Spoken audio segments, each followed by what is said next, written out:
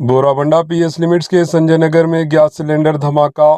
آج صبح تقریباً 3:30 بجے کے درمیان ایک مکان میں گیس سلنڈر بلاسٹ ہوا۔ اس حادثے میں 5 افراد شدید طور پر زخمی ہو گئے۔ زخمیوں کو مقامی افراد نے گاندھی اسپتال منتقل کر دیا۔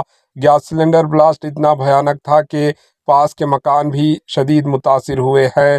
اطلاع ملنے پر فائر فائٹرز نے مقام واقعہ پہنچ کر کافی مشقت کے بعد آگ پر قابو کر لیا۔ مقامی پولیس مصروف تحقیقات ہے۔ Bureau report AHN news.